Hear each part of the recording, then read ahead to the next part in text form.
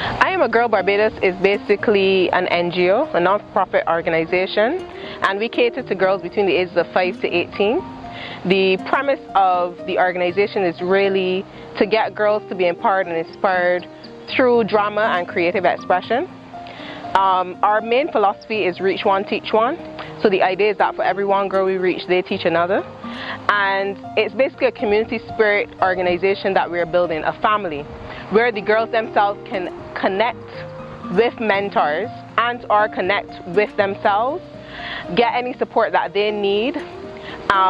We, yes, do help financially, but the primary focus of the organization is really getting that support one-on-one where they can have a safe space to share and really have that sisterhood that they may not have within their environment. Safe Foundation is a non-profit organization, and basically our mandate is to eradicate domestic violence from Barbados.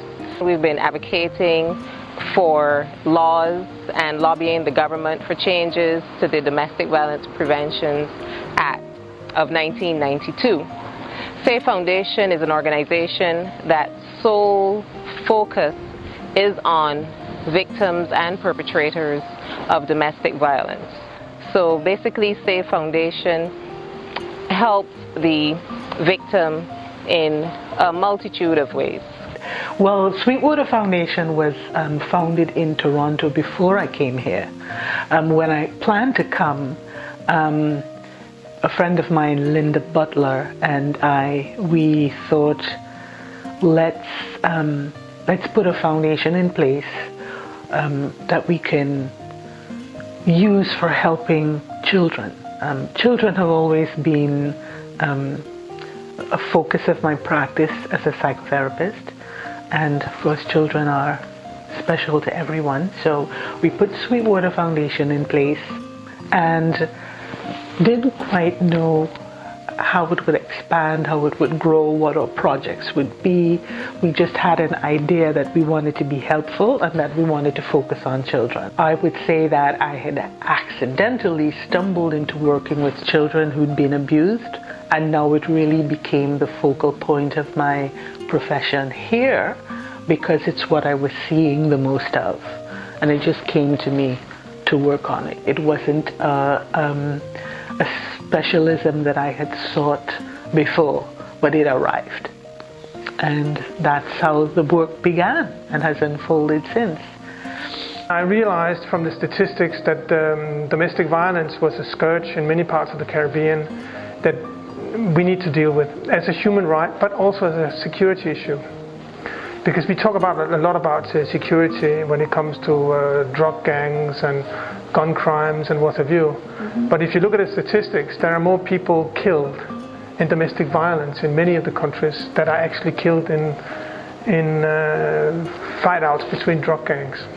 Here in Barbados, the domestic violence statistics are in keeping with international statistics, unfortunately, especially considering that Barbados is such a small island in the Caribbean and the rest of the world is so big. It's sad that our statistics are basically 3 in every 5 women would be abused at some point in their lives. They'll encounter some form of abuse. It doesn't necessarily have to be physical violence, but it might be rape, might be incest, and as we all know, there are different forms of abuse. So because we manage a 24-hour hotline, we get calls from a lot of women mostly.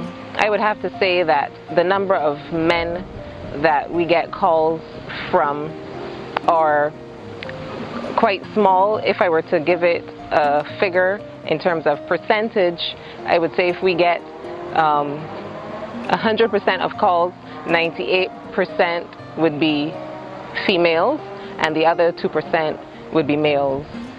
So we can understand then that domestic violence, one, affects mostly people that are female, and it also tells us that males who might be experiencing domestic violence are afraid to come forward and speak out and afraid to probably come and get help and counseling and advice. And that has to do, again, with being Caribbean.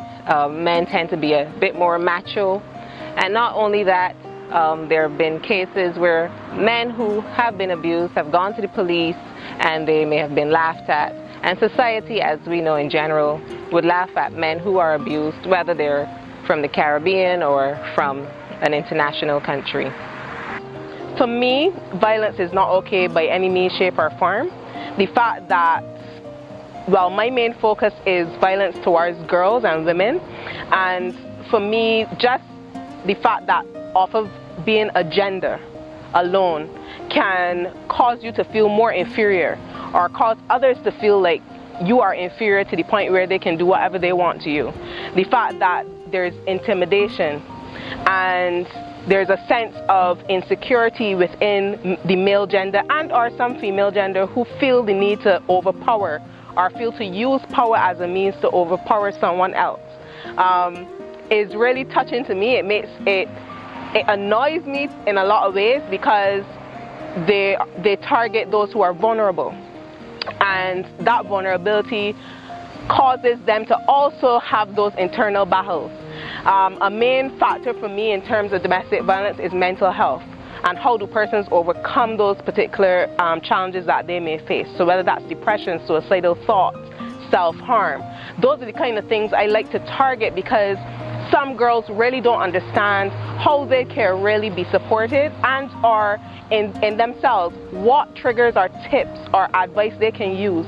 I typically, in I'm a Girl, go through a series of toolkit steps where girls have that toolkit, whether it be in a sense where they can feel secure in themselves, not to accept, because there are stages, not to accept the verbal abuse before it gets to the physical abuse, you know. So for me, domestic violence is something I know that we can get rid of, and is a societal issue that I think if we don't target it from a younger age, the generations to come will suffer as well. When we read about young people at 14 and 15 and they're shooting adults and shooting each other, when they're being violent in school and harming others, you know, we stop and ask ourselves what's going on with our young people. But if we look into the home and see what is going on in the home, then we would better understand what is going on with our young people. And this is not just a trend in Barbados, but we're seeing this trend throughout the Caribbean, where our young people are becoming increasingly violent. And I think a lot of it is because of what they see in the home, and they're just practicing what they see.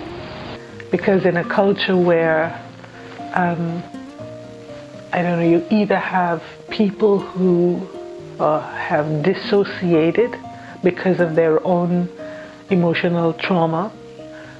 One of the symptoms of trauma is that people dissociate and themselves just can't see, can't hear what's going on under their very noses. You've heard adult women claim that they had no idea what was going on in their house for years. Their child or children were being harmed, and they really had dissociated from it to the point where there was literally a blindness, a deafness, and couldn't take it in.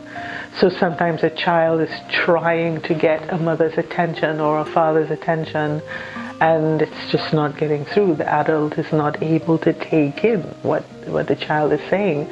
Particularly, I mean, if you can imagine that your own wife or your own husband is abusing your own child, how can you really accept that? It's difficult. And sometimes adults can't hear it, so they ignore the child, try to pretend it's not going on. So it is a very important issue. It is a very dangerous issue for women and children in particular. And I felt that the dimensions of domestic violence were such that we needed to highlight this put it very high on the EU agenda, which I did. And I feel that that is beginning to pay off as well, like corporal punishment. The debate has definitely taken off. Again, we have only made a few inputs here and there in speeches and events, but I've noticed that the debate is really intensifying in this country and many of the Eastern Caribbean countries, which really warms my heart. It was unfortunate that I had a personal experience with domestic violence, and coming out of that situation, I knew right away what area I wanted to get into. I wanted to be able to help other women who found themselves in domestic violence situations and maybe didn't have anybody to turn to, maybe didn't have anybody to talk to, maybe didn't have anybody to help them. A lot of people find themselves on their own out there, and a lot of the advice that they get is not necessarily the best advice. But for me, what really drives me is the fact that I am a survivor of domestic violence, and I wanted to be able to help other women who are in that situation get out and get the help that they need so that they can live and be happy and start their life all over again. For me, domestic violence is not, let's say, only about the protection of women and children. It is in fact also the way forward for the social relations, for a better definition of the role of men so that they can contribute better to society, and even for the economy, because the structure of the family is essential for sustainable economic development. I would say definitely feeling as though I didn't have maybe as much support as I would like to offer to the girls of Barbados. What drives me is seeing a nation that is desperately calling for that help and having a society where there's not much help offered. And what I mean by help is that the community spirit in Barbados has been lost, especially as it relates to domestic violence, especially even the fact that you're calling it domestic violence makes it a private issue, and that in itself is a problem. Violence is violence, period, right? So for me, my passions come from wanting to change the status quo, wanting to really open the minds of youth, getting them to understand, both the males and females, to understand their role in violence itself. And I always feel or prefer that youth are the key. So as the old saying goes, you can't teach an old dog new tricks. And to be honest, that is the truth, especially in Barbadian society. And for me personally, I felt like, let's start from those 5 to 18s. Get them to start thinking, but not only thinking critically about their lives and how their actions impact others. And then maybe we will start to see a change.